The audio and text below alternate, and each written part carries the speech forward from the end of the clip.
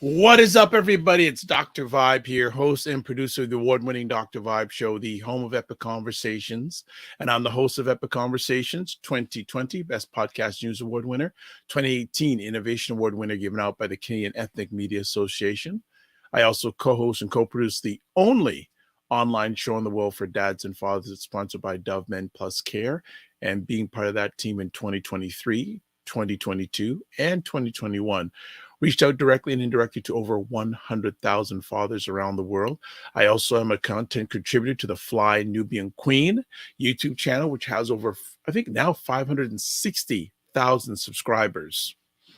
Yes, wonderful thing. And welcome to the Morning Vibe. It's February 9th. Valentine's Day is around the corner, everybody. Are you doing a Valentine's Day thing? Pop it in the chat if you're watching live. And if you are watching live, chime in from where you are. Tell us what's going on. What's up? So let's do some housekeeping stuff. As always, please subscribe to the Dr. Vibe Show on YouTube and hit the notification button. Also, if you're up to it, follow the Dr. Vibe Show on Instagram, YouTube, and Facebook.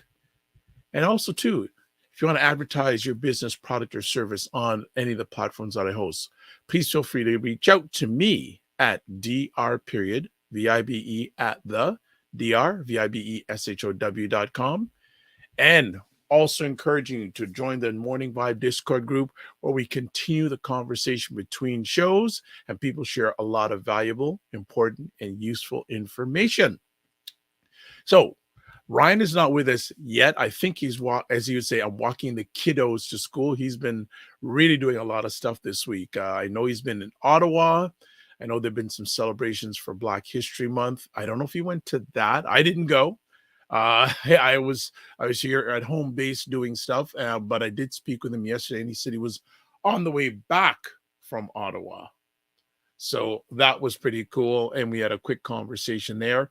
I've been doing some stuff for Black History Month. As I said, this past Monday, right after the show, I went down to Brock University and sat on a Black entrepreneurship panel, and with a lot of interesting conversation, a number of students there, a number of professors there, and a number of professors who want to continue the conversation with myself and Ryan post the event, which is very cool. So looking forward to see if we can provide knowledge and empowerment and education in regards to the world of Black entrepreneurship. And now, Ryan and I aren't the be-all, end-all, but it can just start with us, and hopefully we can get other people involved in the conversation piece.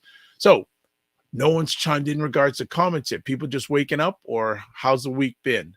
As I said, mine has been very positive, productive, lots of engagement with a lot of different types of people, and I'm looking forward to it. No one's chiming in. All right, you know what? Wayne Harris is here. And when Wayne Harris, here we go. JJ Mars, good morning from Colorado. Good morning, Mr. JJ Mars. What is the temperature in Colorado this morning? What is the temperature in Colorado this morning? Oh, Neil Severt. All right. People are coming in now. Good morning from Your Gray Matters podcast. Good morning. Good morning. Triple Threat. Good morning. All right. People are chiming in and out. Very nice. And I'm just curious what the Gray Matters. I'm going to have to check that podcast out. I'm going to have to check that out because you support. So we got to get support here. And JG Mars is in Colorado. It's a chilly 28 degrees. Well, crazy enough, here in Toronto, it's supposed to get up to around 50 degrees Fahrenheit today and tomorrow, which is wild. So global warming, yeah, it doesn't exist. And Ray McMillan of the McMillan Group, good morning, good morning, good morning. Mr. Ray McMillan, always great to have your support. Had a great catch-up conversation with Ray this week. A number of different things. Neil says, Dr. Vibe, I know it's the spelling. Yeah, we will have Ryan on our show Monday morning. There you go. there you go. I guess Ryan's a more popular one. You asked him, you didn't want me. That's okay. That's all right. No problem. No problem at all. So this is the second Friday of this month. And usually on the first Friday of each month, we have Wayne Harris come on Financial First Fridays. And ironically enough, I got to tell, I was at an event yesterday for Procurement Canada at the Scarborough Civic Center, which is fairly close to where I live. And Wayne Harris, guess who I ran into? Warren Salmon. so it was funny because when we were coming up with a name for this segment on the first Friday of each month, I said, Wayne, Financial First Fridays, you think Warren's going to get upset after me? But I haven't seen Warren in years, and we chat. He says, man, you're doing really big stuff. I go, really? I said, what am I doing? Tell me something I'm doing that's big. And he says, you're providing education for Black people.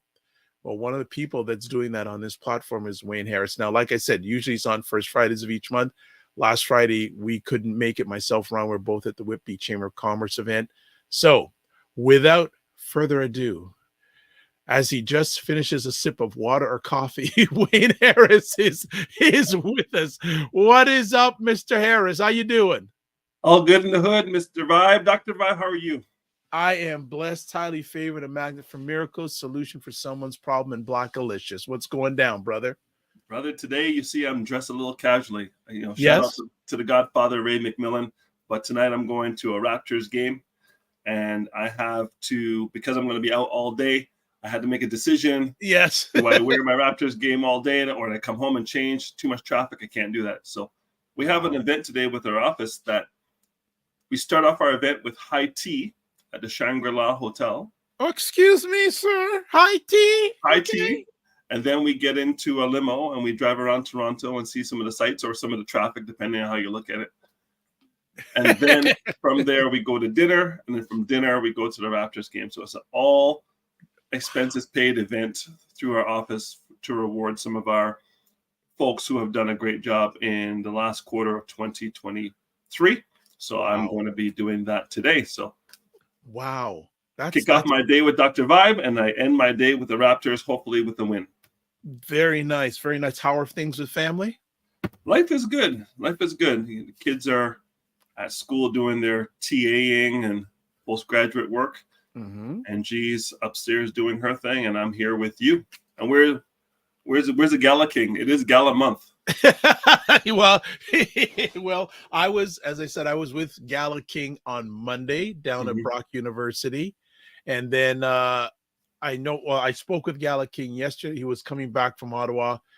He was actually speaking with ministers, encouraging them to continue this Black entrepreneur programming past the end of this year, because the funding officially ends at the end of this year. Okay.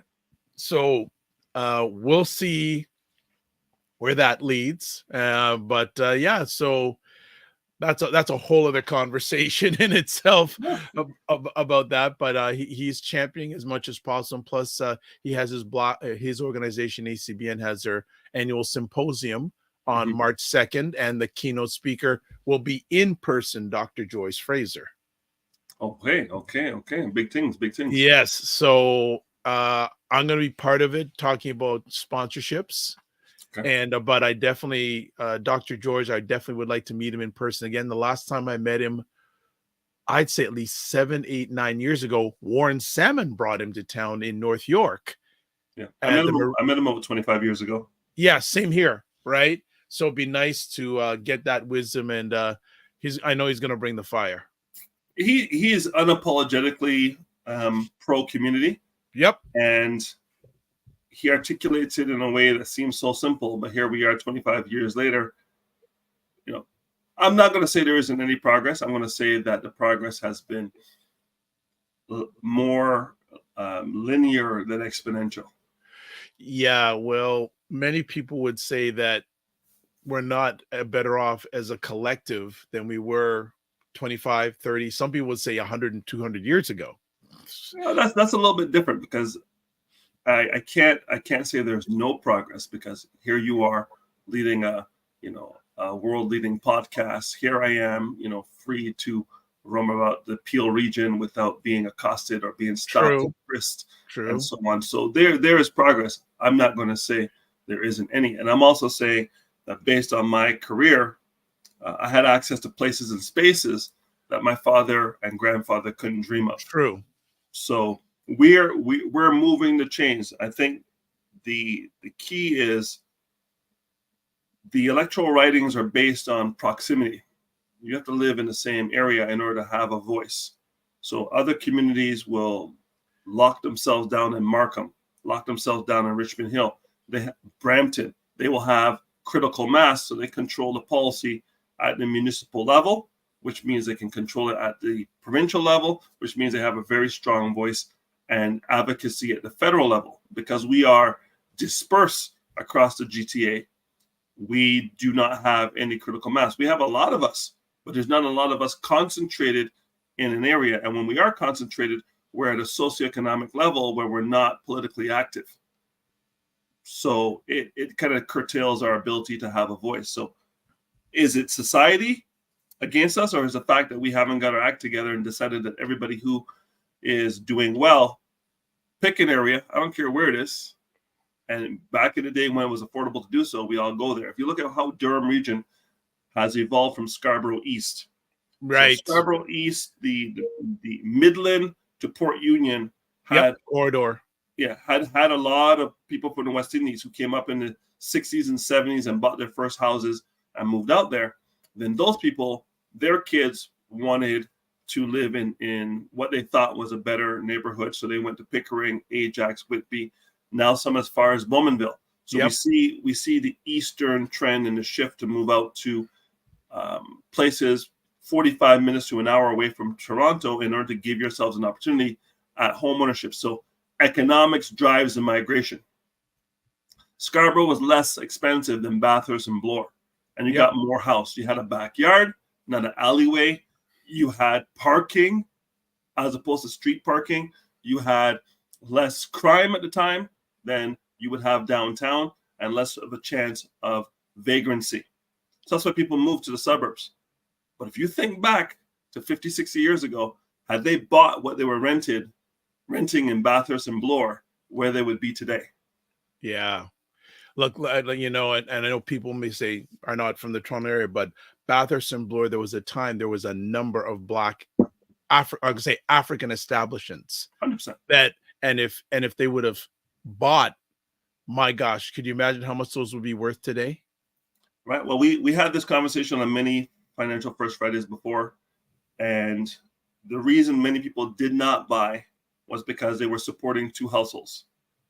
One household in Canada and one household from whichever country they came from. And you had brothers and sisters and parents and first cousins that you grew up with as brothers and sisters that were back home and didn't get the opportunity to migrate and immigrate to Canada. So there was an allegiance, an obligation to help those people. So money was being sent back home and barrels were being sent back home. And the dream of, you know, my father included was one day I would return home. He never said Barbados. He said, I'm going home. He lived in Canada twice as long as he lived in Barbados. But Barbados was home to him. So with that mindset, he's not looking to build and establish a beachhead in Canada. He's looking to maintain the beachhead that they have in Barbados. Yep. And that curtailed a lot of our economic growth here. And I'm not going to say it's an opportunity cost. You see your sisters and brothers starving, or you go buy your house here in Toronto. It's an easy choice. You know, take care of your family back home, because when you fly back home for those, and he never went for less than 3 weeks. If you're flying back home for 3 weeks to a month to a country where you were born and all your siblings and nieces and nephews are there and you're not doing anything for them, you're not going to get the hero's welcome. Okay? They're going to be like, all right, we don't want to see you. So that's one of the reasons economics kind of slowed for the generation ahead of us. Now, you know, I'll say I'm Bajan. I haven't been to Barbados since 2007. I've been everywhere else. Not because I don't like Barbados, but because I don't have the same affinity and connection to Barbados. The generation of my father's generation is all gone. Like everybody is gone.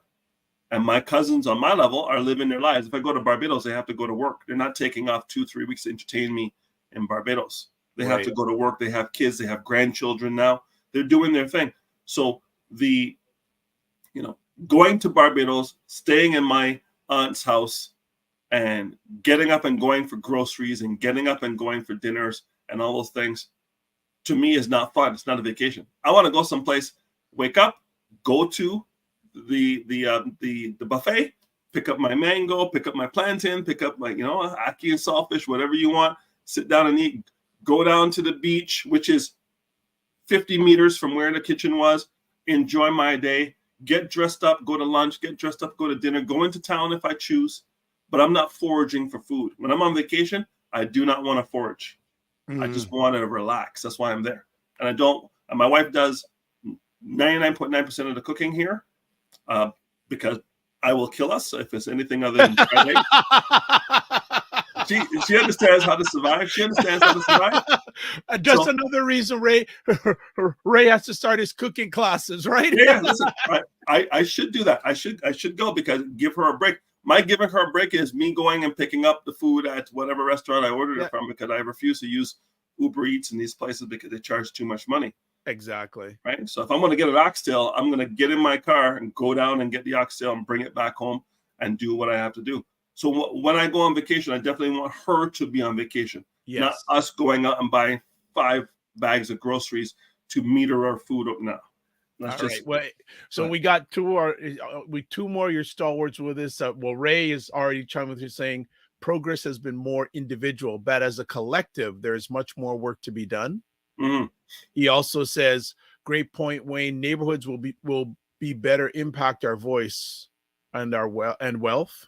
Mm-hmm. Good morning, Ted. Good morning, gentlemen. Also, Ray has a question. Says the question is, though, quote, with Caribbean being home, how many have created wealth there? Oh no! Why? Why bring the violence so early? Why bring the violence so early? Bring it. Go for it, man. Go for it.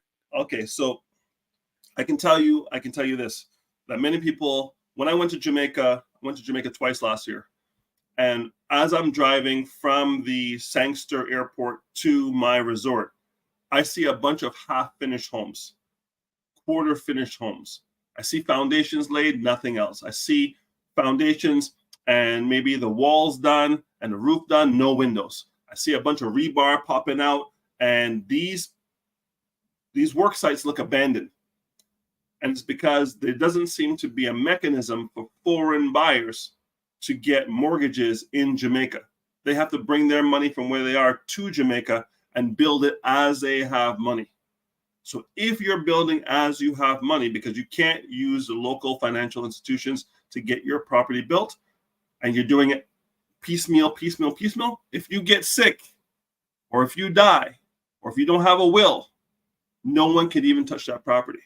There's no paperwork in place for a son or a daughter or a sister or a brother to take over, because you haven't done the estate planning that's required, but you're buying, thousands of miles away. There are a lot of people coming in from England, a lot of people coming in from the United States, a lot of people coming in from Canada, building in the Caribbean. But the facilities to do so and the paperwork and the estate planning to guarantee continuity and completion, I don't think those mechanisms are in place, because I saw conservatively 50 on both sides of the highway, water side and on the mountain side, and all 1/4 done, half done, 3/4 done, or done and empty. And I have a feeling that they either ran out of cash, or the person whose dream was to go to England, go to Canada, go to the USA, work until I'm 65, come home with that big US dollar pension, Canadian dollar pension, British pound pension, bring that back to the Caribbean, and then they get sick or infirmed and they can't move, and the dream is done, but they haven't done what they need to do from an estate planning perspective, and their kids can't even help them if they want to, because now they're incompetent, and now we have to go get a lawyer to take over the paperwork. Most people don't have the money because of socioeconomics, and you can see how other people will walk in at some point and take over those properties for pennies on the dollar. Ray, let me know if that is accurate, because that's what I see. Like I said, he says, yes, the half-finished phenomenon is across the entire Caribbean. Yeah. And he says the need for interjurisdictional estate planning. I have a legal associate who is well versed in that area. Well, fantastic. You know what? They say when you're on an airplane and the plane cabin loses pressure, the mask will drop from the ceiling. The first thing you need to do is put your mask on first, then help the person beside you. The lack of estate planning in the Black community in Canada is very, very bad. 56% of people in general don't have a will, but in my estimation, with whom I'm working with, 80% of the people that look like us do not have a will, living will, and power of attorney. So if they don't have it in Canada in their backyard where they're working, the chance that they're going to have it in another jurisdiction is almost laughable. Worse. So what I'm seeing is the greatest transfer of wealth in the history, in modern history, is happening between 1946. And what happened in 1946? There were a bunch of people born. What are those people called, Ed? You're one of them. Baby boomers. Fantastic. 1946 baby boomers. If you fast forward 65 years from 1946, quick maths, 2011, they're 65. When 2011, they start retiring and start using their money for their retirement. 10 years past, 2021, 75. Many of those people get sick. Many of those people have to go into long-term care. They start burning through their cash. Some of those people die. When they die, that money transfers, unfortunately, to the government because they do not have the estate plan in place. And then the kids and the family go and do that battle with the lawyers to get access to the assets. When they get access to the assets, they think they're end of job. No, that's end of job in country number one. Now they have to go do the exact same thing in Jamaica, Barbados, Trinidad, and all those places. And what people are what I'm seeing is, oh, my grandmother has land. I've been there my entire life. Myself and my cousins, first cousins, are all looking to get this property because remember, grandmother has 8 kids, and those 8 kids have 3 kids each. So we got 8 people plus 24 people, 32 people looking to get this property and get their end. And Granny has $0. And Granny has 0 paperwork. She doesn't even know how she owns a property. People just assumed that when her mother died, she would get it, and people just left it alone. But we don't even know where the titles are, bro. And then dealing with West Indian lawyers and West Indian legal systems can be daunting, to say the least. All right, we're going to break. And then what we're talking about now is definitely related on what Wayne wants to chat about today. It's fully related, but what we're going to do is we're going to take a little quick break for 90 seconds, and Wayne is going to go in it. Get your questions and comments in, because Wayne will not be able to stay the long length he usually is today. So get your questions and comments in right quick, and we'll be back in 90 seconds. You know, and that's what I feel like. You feel like you're the Harriet Tubman of the mind. I am. I feel like I'm one of the Harriet Tubmans of intelligent Black people. Like, I want to liberate y'all from like being left behind and ignored and oblivion. No, really, the rappers get all the attention. You know, seriously, does anybody else feel this way? Like ignorant Black people, they'll be all up, you know, getting all the headlines on the Shade Room. Overly sexualized Black folks. Like the twerkers and the, you know, just people that, you know, don't always represent the best of us. You know, the diversity. You know, like people like Dr. Vibe. Like everybody should know about people like Dr. Vibe. Dr. Really Vibe he's trying to do good work for Black people. Dr. Vibe from Toronto. Good to see you, my brother. Dr. Vibe. Everybody follow Dr. Vibe. He has a great show. He's very good at what he does, and I have a lot of respect for him. Okay, so let me hop into this. What's up, Dr. Vibe? How you doing? Everybody, if you see Dr. Vibe in the chat, everybody go follow the Dr. Vibe show. Dr. Vibe is a real smart brother and a good human being. I like the guy a lot, and he's very intelligent. And I think everyone should pay attention to what he's got going on. We got to shine the spotlight on the intelligent Black people out here that are really doing the good work. Don't just pay attention to the rappers and the celebrities. You know, a lot of these people are losers. Your true winners are your people in your community that are really having your back. You know, helping us to have stronger families and a stronger community. So Dr. Vibe is in that category. So you might see the Dr. Vibe show in this chat. If you see him, please go follow him. Okay. All right. So anyway. All right. We are back on the Morning Vibe, February 9th, 2024. We are doing the financial first Fridays on the second Friday of February with Wayne Harris. And thanks everyone for chiming in live on the replay. So Wayne wanted to chat today about Black History Month, financial foundations. What do you need to make it financially today? And what we were chatting about before the break is so related to this conversation topic. So Ray, kick it off. Not Ray, Wayne. I thought I've got food on my mind. Ray, I got Ray McMillan on my mind. That's what I'm saying. Listen, we have two Uncle Rays. We have Ray Williams and we have Ray McMillan. You know what I'm saying? There's something about Ray that we just want to make them godfathers, because Uncle Ray is the godfather of Black finance on Bay Street, Black Wall Street in Canada, Black Bay Street, and Ray McMillan is the godfather of mortgages and housing and lending. So there you go. It's Raymond is a very popular name in the financial circles, at least in Toronto. All right. So shout out to both Rays. Absolutely. One Ray Williams has retired from National Bank, so he is now on the other side. So he'll have more time and more energy to dedicate to his travels and his culinary excellence and his wife and just do what he can do best for the community as well, because he's very, very community focused. Yeah, a life well lived so far. Exactly. So all right, let's talk about Black History Month. So we got 29 days this year. We get an extra day, so it's February 28th plus tax. We get February 29th, and it's fantastic. Once every 4 years, we get a leap year. So how do you leap forward in 2024 with your finances? Well, first and foremost, we talked about this before. We have the birthday cake, and at the bottom of the birthday cake, there's 4 layers to the cake. The bottom of the birthday cake is protection. And protection means that you have something in place. If something happens to you physically, but you're alive, money can still come in. And if something happens to you where you ascend to the ancestors, there's enough to take care of everything you have here for the people you leave behind. So your spouse and your children will not inherit your debt. Your debt is taken care of. All taxes are paid, wrapped in a bow, and there's extra money for them to continue living their lives as if you were here. Okay? What we're looking for in February is for Black households to do that math. The math is pretty simple. It's called DIME. It's an acronym, DIME. All your debt, add it all up. Credit card debt, not your mortgage, just your credit card debt, your lines of credit, your payday loans, all your debt. Add that up. Once you have that number, look at your income.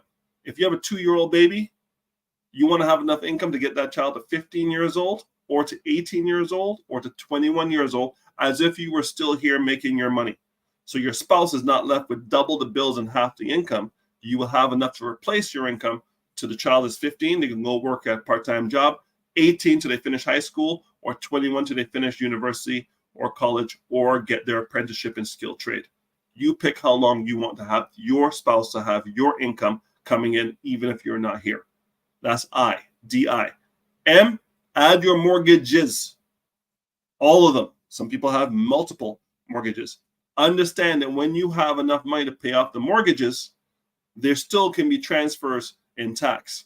Because in this country, we have something called fair market value, and Ray can speak to this. If you want to sell a house to your child for $1, they'll say, you're still going to pay taxes, as if you sold it at fair market value. So if you buy the house for $100,000 and you sell it for $1.1 million fair market value, that's $1 million capital gain. Half of that money is yours. The other half is taxed in the marginal tax bracket of those getting the house. Do they have enough money in protection to help them pay those taxes? Because if you don't, they're going to have to sell the house. And why do all of that work for your entire life, buying all these properties, only to have to liquidate them because you don't have enough money to pay the taxes because there's not enough protection to do so? And the last piece is E, or education. Excuse me. So a lot of people can save money and not go to college or university if they're not doing what I consider to be core skills. So STEM is core skills. Scientists, technology, you want to be an engineer, or you want to be in medicine. Those things you have to go to school for. You want a liberal arts degree, you might just want to go to Indigo and YouTube and save yourself Listen, I'm not joking. No, I know you're not joking, and I 100% agree with you. I see people going to tier 1 universities. Again, if you're going to use the undergrad that's in liberal arts because you want to go become a lawyer, okay, I get it, right? But if you're going to go get a degree in geology from one of the most expensive universities in Canada, U of T, what are you going to parlay that? Are you going to become a cartologist? You're going to go out there and map in northern Canada? What are you going to do with that degree? I think people are going into school because they just want to go into school. I want to enter, and I got a number of conversations pieces from what you've dropped here. I'm going to reverse engineer. You talk about education first. You and I grew up in a generation that our parents said, you are going to university. 100%. And I'll give a great personal story here. I remember when I graduated from junior high, I received the Proficiency Award, which meant excellence in education and sports, was given to me by the Minister of Education in Ontario. Was at the event. Okay. Come off the stage, and I go to my dad. I'm expecting my dad to shake and hug me. He says, "You're going to university." And I said, "I haven't even started high school yet." Yes. And now today, what, especially for our Black, I would say African families, because after speaking with Professor Jane Small, he told me, say African first. You're an African Canadian. You're an African American. Two African families, from your lens as a father, your lens as I consider you a leader and a thought leader. What is the value to African families these days when it comes to education for their young people? Woo. That's a big question. Because you're going to have to ask me at what point in time and what point in history. Right. Okay. My father came to Canada with a grade 7 education. So did my mother. Why? Because in Barbados at the time that they were coming through, high school was an exam. And even if you passed the exam, you had to have the money to go to school. This is how you separated the rich from the poor and kept them that way. And then I believe it was 1959, Barrow, our prime minister, changed the rules, and if you could pass the exam, you could go, and everybody had access. And Barbados democratized education because the rich and the poor never went to the same schools, guaranteeing they would have different outcomes. You kind of have that here in Toronto as well. We have some schools, Upper Canada College, Brébeuf, and Havergal for the girls, and St. Mike's. St. Mike's, right. And Crescent School. These are private schools that are $25,000 to $40,000 a year. And those kids go there and get a different experience than those who go to Gen Pop schools that we went to. I think that when our parents, because they came through that, they understood that there were advantages to having formal education. My father would say, listen, you're already Black. Don't handicap yourself by being Black and ignorant. So, right? So here we are. Dad. Right. So here we are in Quebec. We're Black and we're English in a French province. So we're getting double doses of discrimination because they're discriminating on us because we don't have the paper, and they're discriminating on us because many of us didn't have the language. I solved that problem very easily by just moving 500 kilometers west. All of a sudden, French didn't matter. And I got down here and there was critical mass of Black folks. And I just blended in Toronto like I'd been here my entire life. But if you drive 500 kilometers east of where I live in Mississauga, you're going to meet Black kids who have the lowest cost of education in the country, if not in the Western world. Unless they're giving away university free in Mexico, in North America, Quebec has the lowest cost of education. You can go to McGill all the way to PhD for less than 20 grand. And we don't go. We don't go. You can become a doctor at McGill from high school for less than $20,000, and Black kids do not go. So what is it about higher education? I think it has to do with identity. Okay. Right? It has to do with the environment. You had parents at home that said, this is the standard. Yep. Therefore, you had a choice. You want to live in my house, as my father would say. My rules, my bat, my ball, my rules. So he said, if you want to live in my house, you have to go to university. So said, so done. The reason they go and take these courses is because they have no idea of who they are, what they want, what they're good at, what they like, and what the market demands. Japanese call that ikigai, and there's a little diagram. Yes, Right. Ikigai chart. Yep. Right. So this is what the Japanese have. Well, we as a community don't have that. We just say you have to go to university. Why? Because there's a status with university. So when your parents are working, in my case, blue collar job. My mother was a nursing assistant, and she aspired to be a nurse, and she died before she could complete her nursing program. My father was an orderly. He would move patients all around, and he would see what people would drive up to the hospital in. He was working at a Jewish hospital in Montreal, and he saw money, because in order to be in that long-term care, you had to have money. He saw what money looked like, but he would drive past Concordia and McGill on the subway, on the metro, and never take a course. If he had taken one course a year, he would have had a degree. But he never did, because you have to have the self-image for higher education. And those who do go need to have a plan, and they don't have a plan. Go ahead. Okay, no problem. Ray says, spot on. The decision for undergrad studies have to be assessed. Right. Let me do the economic part of it too. With the way that governments operate these days, and on average, African North Americans are paid less than non-African. Not true. Oh, okay. I stop right there. Not okay. true. Okay. Talk to me. My career moved at the speed of white.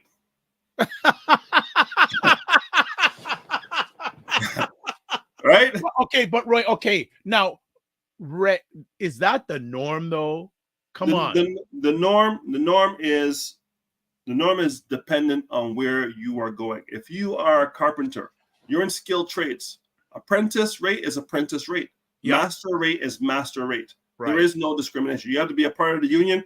Once you're in, the rates are predetermined, and that's why a lot of our parents ended up in government jobs, because it was protection. My father worked for the healthcare system. My mother worked for the healthcare system. Why? Unions and no discrimination on salary. That's why they went there. There was safety there. It wasn't arbitrary.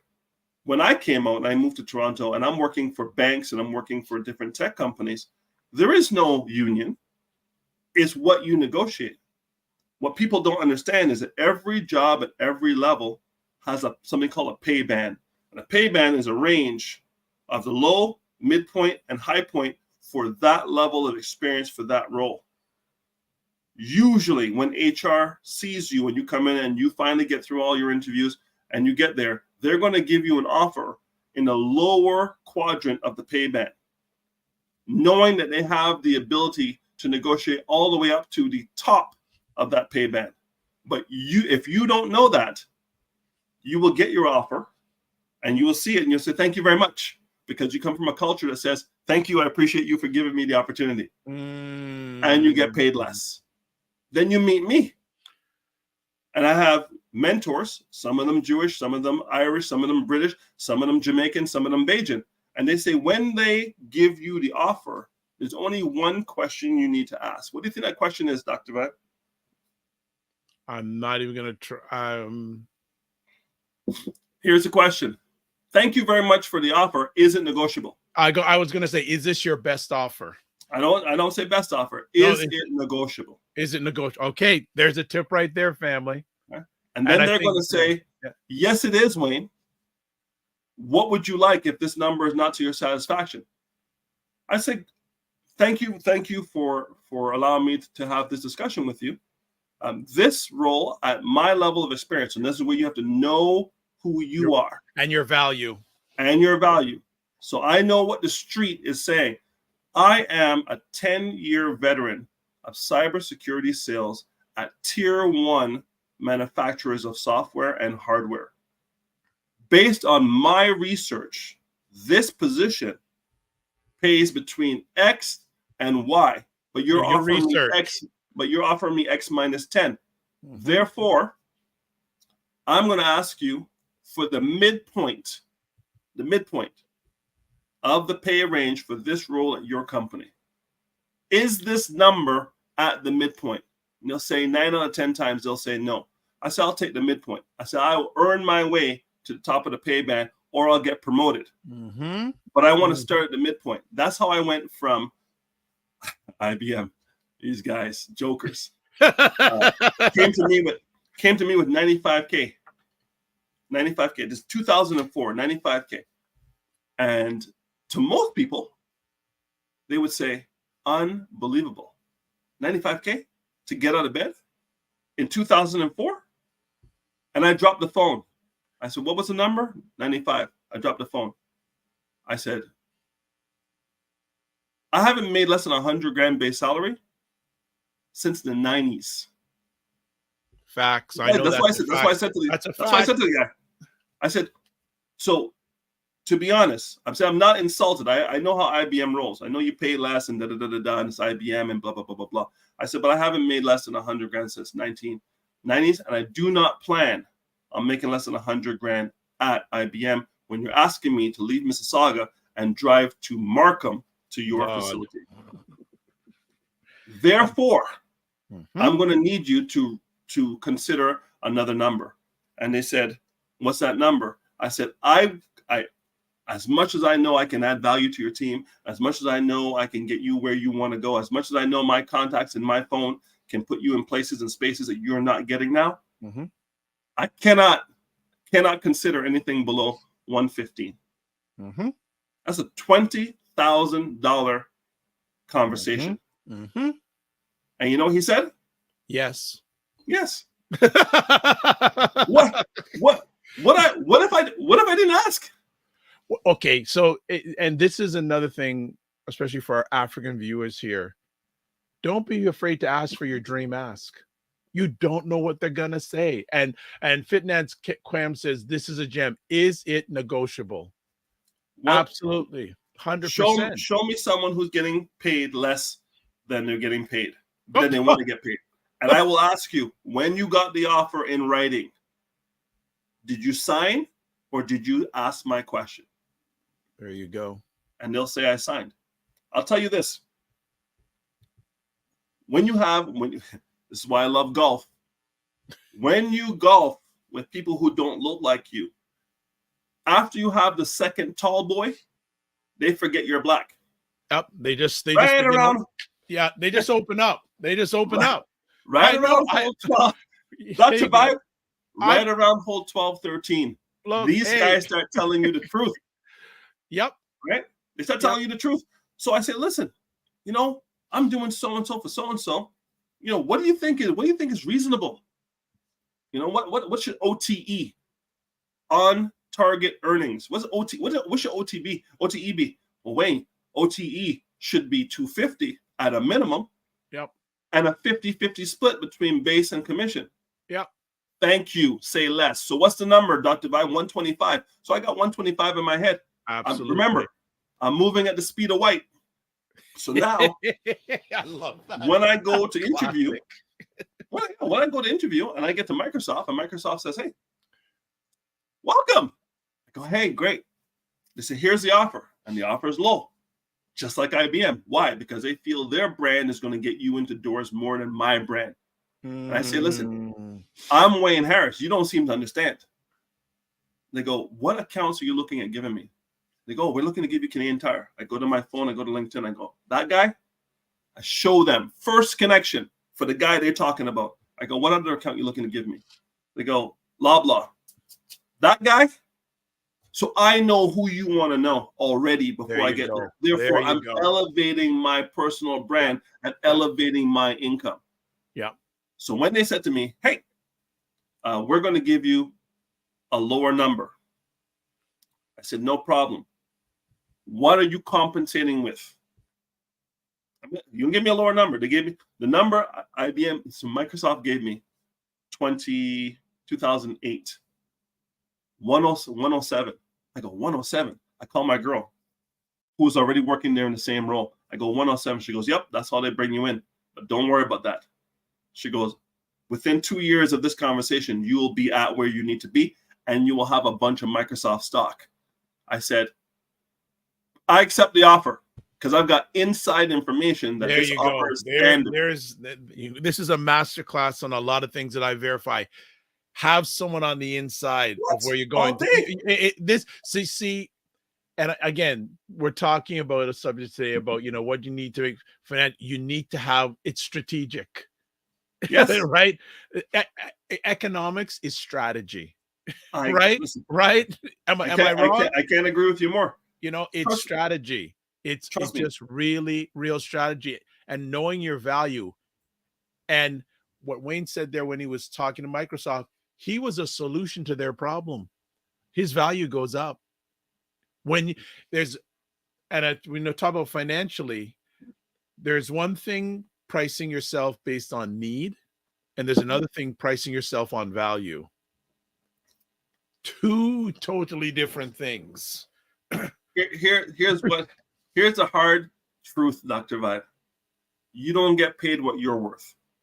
Yeah. You get paid what the role is worth. Mm-hmm. So I got a lot of people coming in with big heads. Well, I was doing so and so in Kuwait. I was doing so and so in Bahrain. I was doing so and so in Mumbai. And now I come to Canada and I'm doing a job 3 levels below where I was over there. I said, yes, you are. Because there's 2 words that they're going to use against you that you have no response to. And those 2 words are Canadian experience. And it's over for you. Check and checkmate. So now you have a choice. You came here, right? You were one of the 500,000 people Trudeau brought in here. And now you got here. You paid for your house cash because you came in as an economic immigrant. So you have no mortgage. You have everybody living with you because that's your cultural community vibe on how you want to live. Grandparents, kids, sisters and brothers all in one big house. And it makes sense economically. We should do more of it within our community. But now you're working for $65K and you were director, big boy at whatever oil company in Dubai. You have to pay the immigrant tax.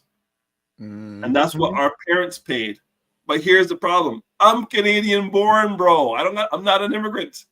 So why am I paying an immigrant tax? Why am I getting less? Because I feel I'm less than. Because I was taught everything I know about my identity from my parents, who were less than in the eyes of the French and the white society in Quebec in the 60s when they came, based on what was going on in the United States with Martin Luther King and Malcolm X and Medgar Evers and Stokely Carmichael and everybody else. Mm-hmm. So that's how they saw themselves. So when they got less, they said, I expect less. So if you have low expectations for yourself, you can't expect the outside third party to have higher expectations for you than you have for yourself. Excellent. All right. Wanted to share here. Good morning to Dr. Tachi, host and producer of Mediascope, the livest online show about media, tech, and pop culture. Hopefully, I should be back on soon. Wednesdays at 5 p.m. Eastern time on Instagram, and then 6 p.m. on Wednesdays Eastern time on YouTube, Facebook, LinkedIn, Twitch, and other platforms. Good morning, Serena Wills from the DMV. How's the weather down in the DMV today? Hope all is going well. We're just hanging out with Wayne today, talking about financial foundations, what you need to make it financially today.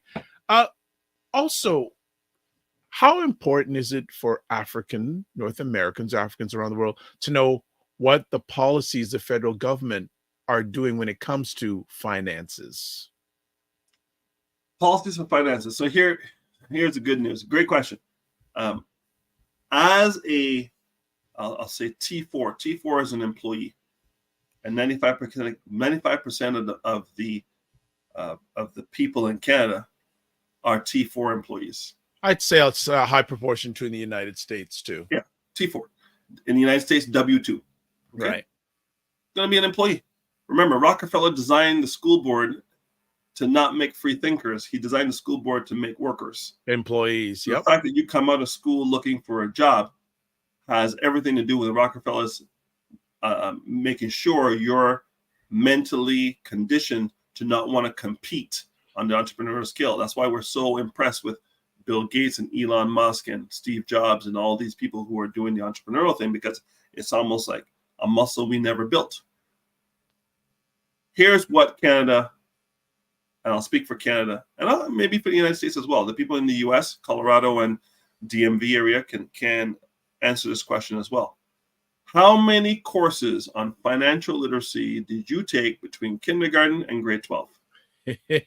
I'll sip my tea, literally. Okay, while you're putting that question down, Ray is saying, Wayne, you are educating young employees coming from quote basic unquote homes. Most young folks don't know how to negotiate income and what consists of a quote good unquote good compensation package. Yeah, Another question. Here's something from Fitness IQ: an ongoing cycle of low expectations of self. How do we overcome it? How overcome that when it has been ingrained for so long? Listen, I'm gonna ask you to draw a small circle, a bigger circle around that, and a bigger circle around that. The biggest circle on the outside is outcomes or goals. This is what people aspire to. I want to get a university degree. I want to make $100,000 a year. I want to drive a nice car. I want to go on vacation. I want to lose 10 pounds. All the goals that you have, right? This is what people ask you to focus on. SMART goals, specific, measurable, achievable, realistic with a time frame and all that good stuff. What they don't tell you is how to achieve those goals. So write down your goals. Get a dream board. There's a guy by the name of John Crow, not Jim Crow, John Crow. I met him about 25 years ago. And John Crow said this: exhortation without explanation leads to frustration. I'll say it again. Exhortation without explanation leads to frustration. So what we see is a bunch of people like us running around frustrated, not knowing how to achieve their goal and not having mentors who have achieved those goals before them, showing them the way. The process or the system to achieve the goal has to be known. If you do not know the process, how can you achieve the goal? And so people give up. When I went to university the first time, I didn't understand the process. I just heard you had to study. What does that mean? Read. What does that mean? Highlight. What does that mean? Memorize. What does that mean? Regurgitate. Yeah. Didn't work for me. Got kicked out of Concordia University. Shout out to Concordia for kicking me out because you made me the man I am today. Right? So I got a BSc, Dr. Vibe, beer, sandwiches, and chips because I partied my butt off in the 80s. Dr. Vibe, I was partying. It was. I need to stop the show right after that. Listen, do you remember the late 80s, Dr. Vibe? It was the birth of hip hop. Yeah. It was the birth of house music. Yeah. Deep house, Chicago house. Yeah. Buddy, I was in every club working it to the bone. I had no time for books, bro. I had my people pouring talcum powder on the floor so we could slide to the music coming down to Toronto for Caravana to Twilight Zone. Listen, I had no time for studies, and studies had no time for me. And Concordia said, "You're not serious. Please leave." And I left. Both of my kids went through university because they wanted to go through university, because the expectation was to go to university, because the identity level was set in them that they could compete with anybody at their level. So belief systems is where it starts. So how do you raise your identity? You don't changing your actions is fine, but that's just surface. You have to work backwards. First thing you need to do is understand what it is you believe. Some people believe they're big boned. That's why they should get diabetes and die like their grandmother and their great grandmother and their mother before them. I'm big boned. So I'm going to eat the pork and the starch and the sugar and everything else and then say I'm big boned. That's just the way we are. No, that's decisions you're making on a daily basis. Yeah. Some people say, you know what, my grandfather was broke, my father's broke, I'm broke. If you do the exact same thing, you're going to get the exact same results. Yeah. Last I checked, anybody who got a personal trainer and changed their diet loses weight and builds muscle. Yeah. The system is very, very simple, but most people are overweight. Why? Because they don't want to go to the gym and they don't want to get a personal trainer and they don't want to follow the system. Yeah. The system for poverty is very straightforward, and many of us are gold medalists at the system for poverty, but the system for wealth and wealth creation is unknown and esoteric to us, and there's no one coming like Mel Robbins says, no one's coming to save you.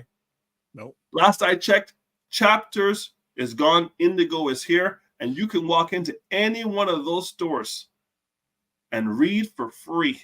Yeah. Yeah. If you do not have the $32 to buy the book, you can go to any Indigo, find a chair, And read. and read a chapter a day until you, and take notes. Just don't highlight the book. Don't highlight the book. Read the book, take notes, and in 15 days or 15 weeks, whatever you do, that book is read with all the notes. Plus, there's Audible. Plus, there's YouTube. Plus, so here's another gem that people don't realize: your local library. 1,000%. Library cards, $5. And the amount of information that you can get for with a library card, brother. Like, the stuff they're offering now is just way surpass. Like, I like one of the most powerful things you can get if you want to learn, other than a computer, is a library card. 1,000. Listen, Dr. Vibe, I've got on this computer a little program from a company called Alphabet called YouTube. Don't go any further. And if I do 500 hours in one area of subject matter, I can go and hold my own with pretty much anybody. 500 hours. Yep. That's like 10 weeks, bro. Yeah. In 10 weeks, you can go and hold your own. If you narrow your focus and you focus on that expertise in 10. Listen, I have a guy, he came in from France, right? So he comes in from France. Canada says, what's your skill? He goes, cabinet maker. They go, okay, show me. And this guy went in and hung the cabinets and showed them what he could do on the construction site. And they hired him. You know where he learned how to hang cabinets? YouTube. 0 hours hanging cabinets. But because of what he saw on YouTube, he went into a construction site, said, I'm a cabinet maker. Can I work for you? And they said, show me. And he went in there and put in the plugs and hung this thing out and leveled it out. Bang. Done. So getting back to the story of why do we need education today as we did in the past, education is a game changer if it's directed and focused on what it is you want to do. Alignment. Alignment. There's a lot of things I don't know. And the reason I don't know them is because they're not relevant to my life now. But the day it becomes relevant, I know exactly where to go to get the resources and the people to help me move to the next level. So our parents were using education as a hedge against being discriminated against doubly. You're going to be discriminated against because you're Black, is what their assumption was. And then if you don't have a degree, you double down on the discrimination. So by getting the education, you at least have plausible deniability that you were discriminated against because you're Black, because you have the degree. Then they said, study, listen to this closely, study objective subjects, not subjective subjects. Because if you study subjective subjects, someone can get the difference between an A and an A minus is at the whim of some professor who may or may not like what you look like. Yep. But when it's 2 + 2 is 4, and 4 is 4, whether you're white, Chinese, Asian, South Asian, or African, that's why you do objective. That's why engineering and medicine and math and computer science are the jam for the diaspora of all cultures, people of color. Why? Because 1 + 1 is 2. Pay me. That's why I went into computers. I said, where can I go? Do I want to go work at CBC or CTV? And they like me. Then they look at Lisa LaFlamme, fluently bilingual female. Well, hey, look at all the employees that are going to get let go from BCE yesterday. 4, like 10% of their workforce gone. No fault of their own. So we can talk about something else, meaning that you have to have enough FU money, and I can't say what FU means, but anybody who's an adult knows what it means.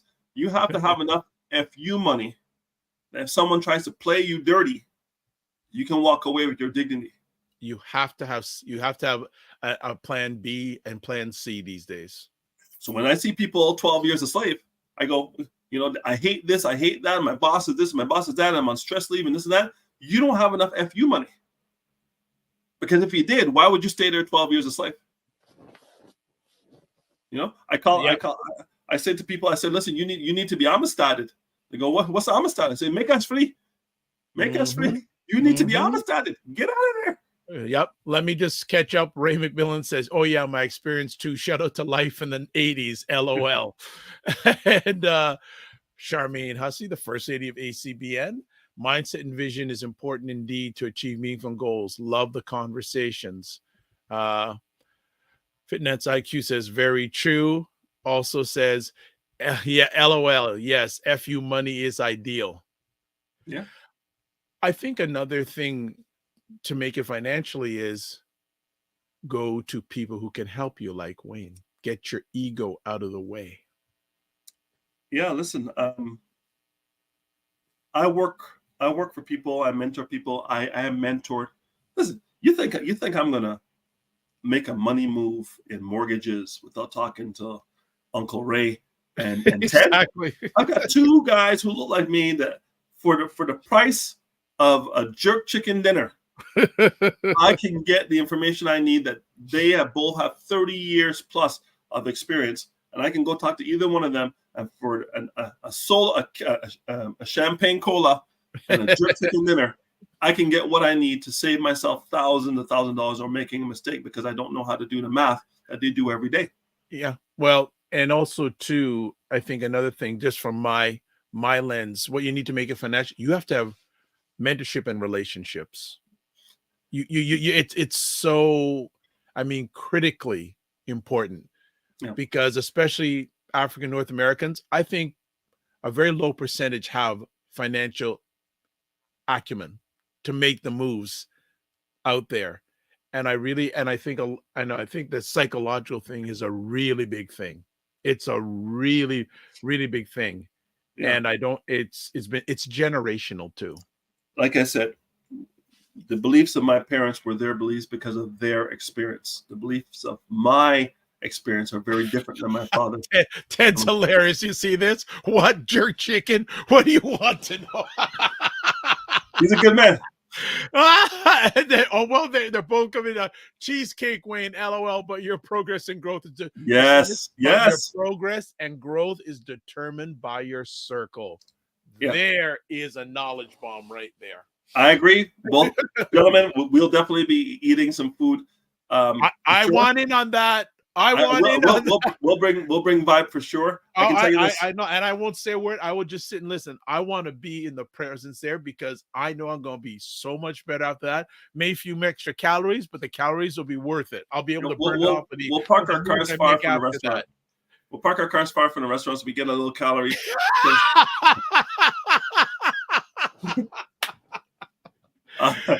Listen. Here's the deal. If you're the smartest person in your room, if you're the smartest person in the room with your friends, you're in the wrong room. All right. Serena says, we have our folks our age who believe cash is king and they don't need credit. I need to pass your info to them, Wayne. Well, you know his info.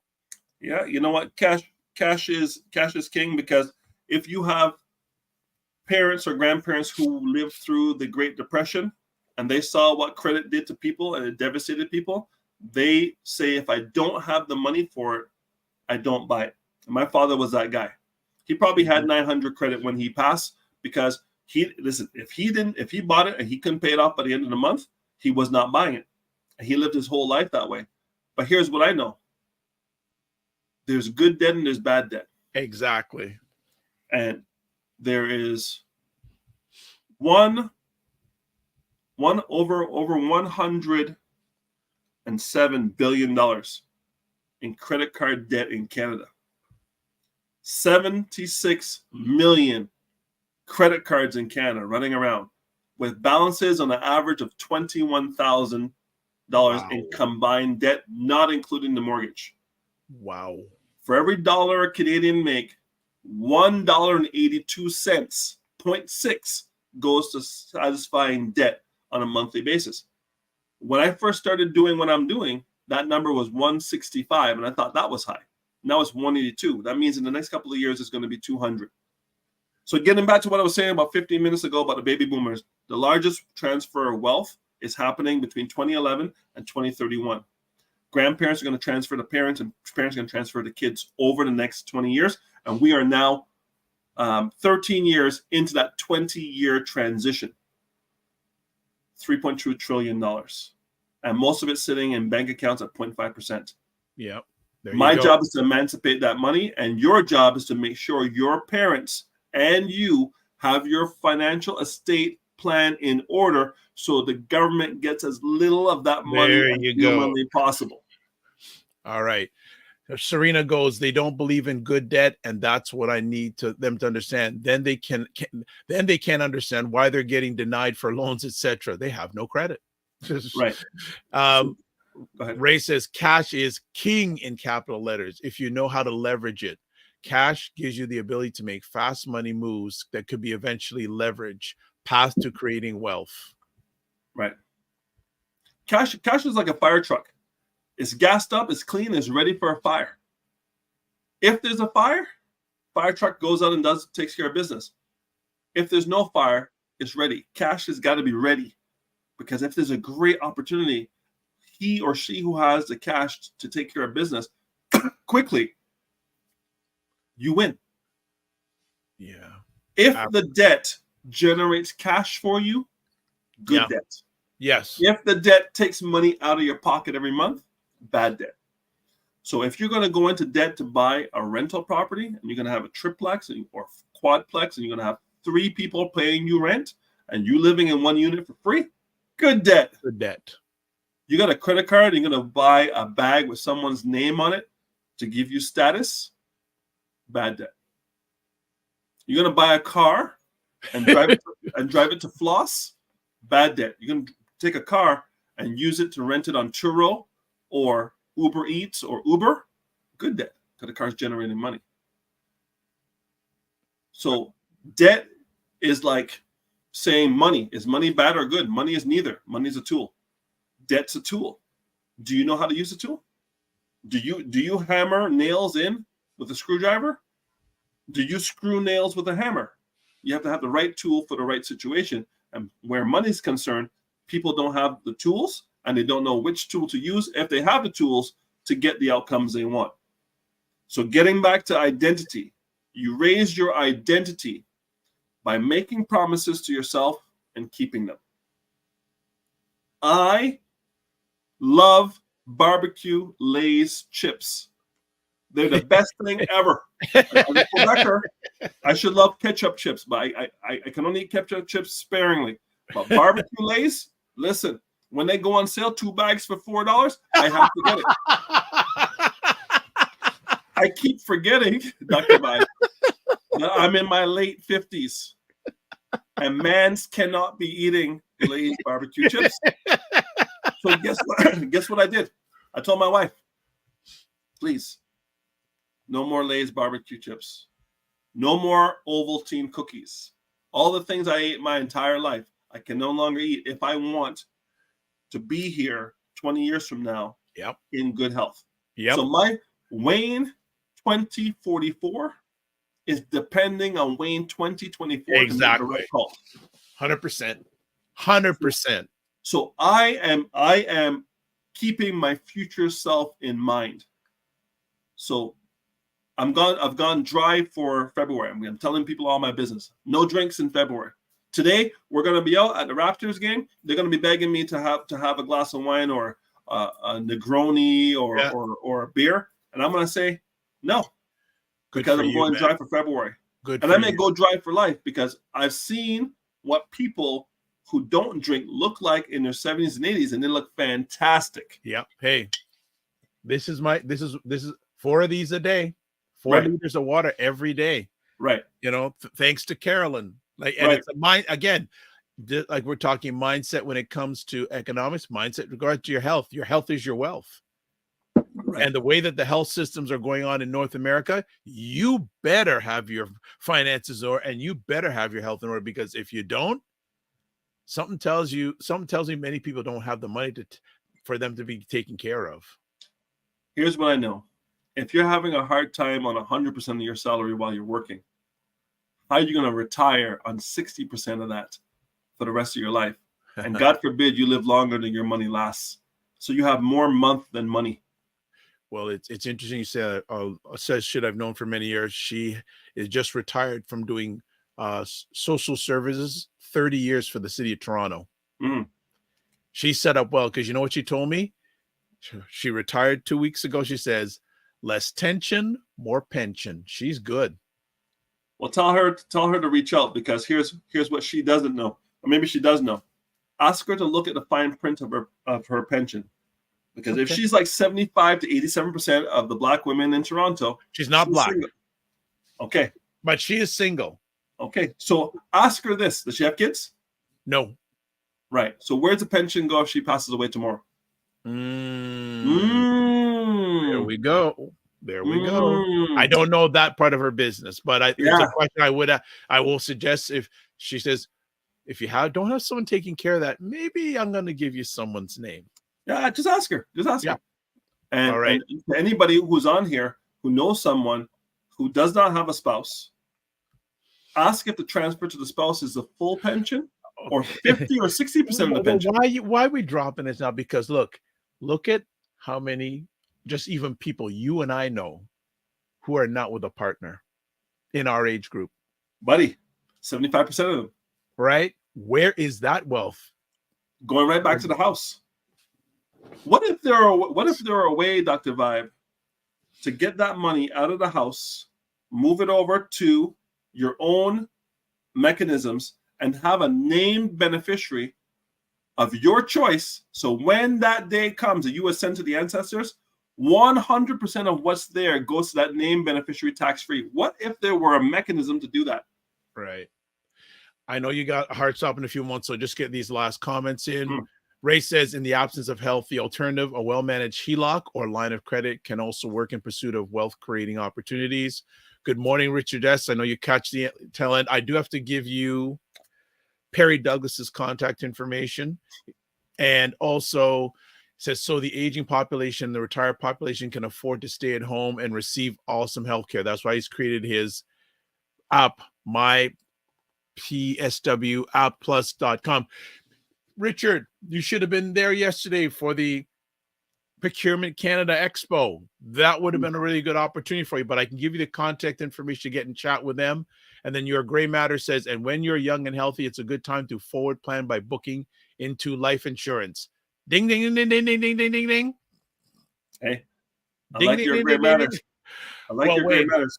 I know you, your Gray Matters. Maybe you should have, meet Wayne. Maybe you need some suggestion, or if you have a network that Wayne can tap into, maybe you can collaborate together. Just a thought. All day. I'm open. Like I said, I feed people with jerk chicken. It used to be oxtail, but oxtail is expensive. Make oxtail cheap again. Make oxtail cheap again. That's your tagline. Yes. My tagline. Your tagline makes it. Well, look, thanks again, as always, another great conversation. His contact information is on the screen, and I've also put it out on all the platforms that you're watching the replay. Your Gray Matter says, totally into meeting Wayne and yourself. No problem. You got our contact information. Wayne, as always, thanks for taking time out of your positive, productive schedule with family first and foremost, and the team that you help. And that'd be great. And any last words you want to chat before we let you go?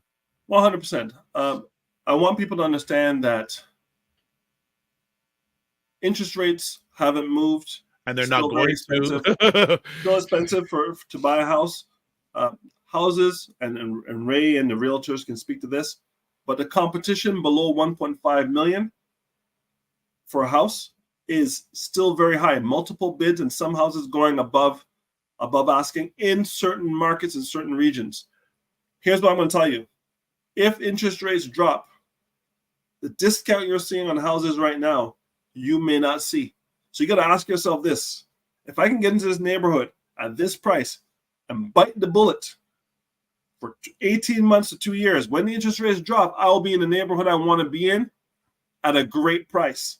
But if you wait for those interest rates to drop and you go back into those same neighborhoods, you're going to pay $200,000, $300,000, $400,000 more for that house. Well, so someone's got to do the math, and this is where Ray and Ted come in. Yep, absolutely. Right? I'll just end off with this. On the last conversation you had with us, you talked about renovations. Mm-hmm.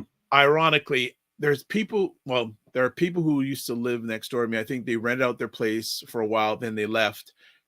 They got some, I don't know who owns it. Maybe they own it, still own it, because I haven't seen it sold. They're doing a massive reno on that place. Like they're gutting the whole inside out, putting new stairs and going, is that going to be really a good return on investment in the long run? Depends on if they're mortgage free. If they're mortgage free, yeah, and they can get a well vetted tenant, that means a tenant who has, works for one of the 3 levels of government, has great credit and no criminal record, and they can put that person in there, and that can cash flow. Yeah, might be worth it. Yeah, but trust me when I tell you, based on what I see going on social media, when people got twin mattresses on the floor, 8 twin mattresses in the basement, $500 a mattress per month, and got 13 and 14 people in the house to pay their bills. You're going to have to do the math to see if that is a return on investment, because investing in your primary residence for your own enjoyment, this is about personal. This is not an economic or investment decision. This is about I want my basement to be a man cave, and I've made enough money and I want it for my own personal use. It's not an investment. It's something to make my life better. There's no math involved in that. Just if you have the money, go do it. Yeah. But if you're going to use it because it's going to yield higher rent, and again, Ray and Ted can speak to this, then it might make sense, because if you can Airbnb this thing for more money, yes, good debt. It might be good debt, and it might make sense if how long to get the full amount of your investment back because you're renting it at a higher clip, and maybe for longer terms. Because if it's a house, all the rules of the condos and whatnot don't apply. That means if I'm getting 150 now and I can get 250 or 300 for the same thing, and I'm renting it for 2 weeks at a time because I'm next to the hospital and someone got a nose job and they want to stay in my Airbnb so they can go to their appointments back and forth, it might make sense. I don't know enough to say yes or no. Okay. And one last comment before we go. So Richard says, so I bought a condo a year and a half ago and I'm walking away right now, a year and a half later, with $350,000 profit. He is very lucky. Yep. That's not the norm. He is very lucky. That's not the norm. Good for you, Richard. Shout out to you, because trust me when I tell you the stories I'm seeing out there where people walking away from $50,000, $100K, $200,000 deposits because they can't qualify for the mortgage and can't close because their income no longer rates. I think you need $237,000 in combined income in order to buy a house at $1.5 million. Wow. Which is all right. Insane. Get out of here. I'll catch your pass. Enjoy the game tonight. Don't have any wine. All right. No drinks. All right. Peace. All right. He is out. Stayed a little bit longer than he was supposed to, but he needed to jump. But as always, thank you to him, Wayne Harris. And again, I'll just put his contact information again on the screen. I've shared it out. Please, please, please take advantage of it. All right. So as we call it a day today, a few things. Please subscribe to the Dr. Vibe Show on YouTube and hit the notification button. Also follow the Dr. Vibe Show on Facebook, Instagram, LinkedIn, and the other platforms you see me. If you want to advertise your business, product, or service on the platform, please email me, dr.vibe at the drvibeshow.com. Join the Morning Vibe Discord group. I'm managing a whole pile of Discord groups these days, and it's fantastic because it's one place where I can communicate with everybody. It's amazing. I love it. I love it. A few other things. I'll put Ryan's contact information is there. Ryan Oneil Knight.com, and LinkedIn, Ryan Oneil Knight, Instagram at Ryan.Knight99, and email workwithme@RyanKnight.com. Here's my contact information. All those beautiful places. Website, the drvibeshow.com. YouTube, Facebook, and LinkedIn, the dr.vibe show. Instagram at the drvibeshow, and X at drvibeshow. And you can watch replays of this epic conversation. It's going to scroll along the bottom there. So coming up on Monday's show, Carolyn Nicole from Energy Shack will be with us. I don't know what she's going to be sharing about yet, but that's why you follow on the Dr. Vibe Show, especially on YouTube, and you'll get notified on what we're going to be sharing about. That's it. And you can watch replays of this conversation, the Dr. Vibe Show, YouTube and Facebook, Afro-Caribbean Business Network, Facebook and YouTube, and Ryan Oneil Knight, YouTube and LinkedIn. That's a wrap. One last comment we got here. Great conversation. Thank you, Fitnets IQ Cam. All right. EYL. Oh, no, KSF. How do I do that? KSF EYL RWFQ. I'll get in trouble if I don't say it properly. All right. So if you are watching this live in and around February 9th, 2024, if you're in the Greater Toronto area, if you can get outside today and tomorrow, it's supposed to go to 10 degrees Celsius. Today, no rain and sun. Yeah, the sun's out. Sun's outside. Get some vitamin D in. And tomorrow's supposed to rain, but still, it's going to be 10 degrees Celsius. So for the Fahrenheit people, it's around 50 degrees in the Greater Toronto area. So this is how we finish off our conversation. Live your life as a dream. If you can dream it, you can make it. Sometimes you have to get small to get stronger. Block assumptions, then aim bigger, aim better, aim higher, aim wider. Love, faith, and respect. Remember to give yourselves grace and don't just manage your time, manage your energy. God bless. Peace to you all. Keep the faith, walk good, and we'll see you on a Monday.